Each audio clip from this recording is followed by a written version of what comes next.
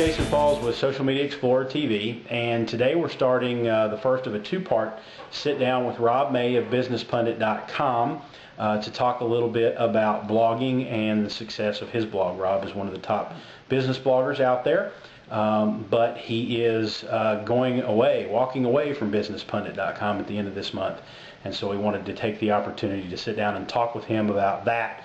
And just blogging in general and lots of other things. So Rob, thanks for joining us here on SME TV. And I guess the first question is, what sort of sparked the decision to walk away? Well, blogging has changed a lot in the 5 years that I've been doing it, and I guess I reached a point where, because the blog was bringing in a decent amount of money, I mean well over $1,000 a month, I didn't want to give that up, but I wanted to stop writing so often. I write almost every day, and I realized that if I just started writing once a week or once or twice a month, that money would probably go away. So I realized that my best bet was probably to sell it to somebody who would keep writing, who would keep using it as a source of revenue, and I could go start somewhere else and not focus on the revenue this time around. So I guess that leads us perfectly into what's going to happen now with Rob May.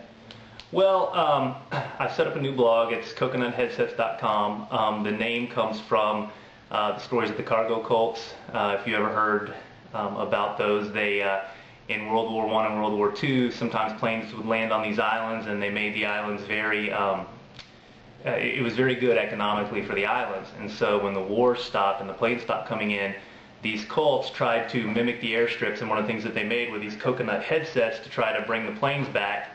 And the idea is that sometimes in business and even in life, we try to copy the wrong things and expect certain results. You know, just like these guys expected the planes to come because they had these headsets and landing strips.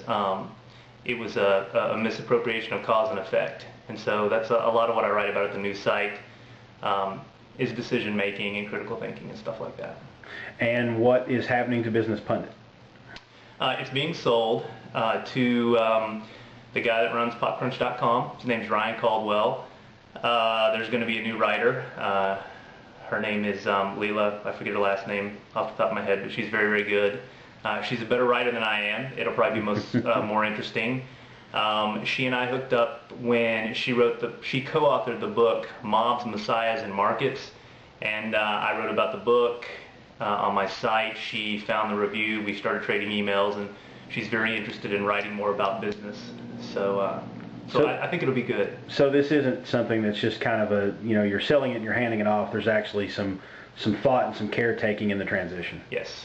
Very good. So I think the regular readers of Business Pundit most of them will probably stick around, and will be very pleased with the new direction that the blog takes. Very cool. Take us back a little bit. You've been blogging for 5 years.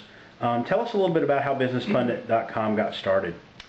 So back in 2003, I started reading blogs, and I don't remember exactly how I found them initially, but I read Instapundit.com a lot. And I used to send interesting business articles to Glenn Reynolds. He would never write about them. So I decided that I would start my own site where I would just post these business articles. And back in 2003, Digg didn't exist, Reddit didn't exist, there weren't any of these aggregators. So blogs really served that purpose. Almost all that I did for probably the first year and a half was link to interesting articles with very short commentary about what I thought about it. I mean, back then I had anywhere from 80 to 110 posts a month, and they were very short, 3, 4, 5 a day all the time. As time progressed, blogging moved sort of in late 2004, you started seeing much more focus on SEO. On through 2005, with the rise of these aggregators, the strategy was less about linking to interesting stuff, but more getting picked up by the aggregators. On into 2006, when towards the end of 2006 you really started to see a trend in establishing your blog as an authority. And I think part of the key to a successful blog now is a combination of those two things. Number one, good solid SEO, and number two, establishing yourself as an authority on the topic that you're writing about. So I guess, is it safe to say then that the authority of Business Pundit was derived from someone just sharing links.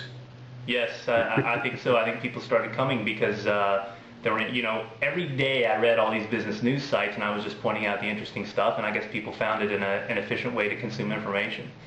And since I was one of the earliest guys on the scene that was writing just about business, when new business bloggers came into the blogosphere, they would find me, they would link to me. So I built up a lot of links, and it was much, much easier than it would be if I had to start from scratch today. Right.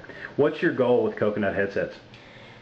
Well, there's a big difference between blogging for money and blogging for just being interested in it. So I would say that number one, I want it to be a place where I can express myself when I have something interesting to say.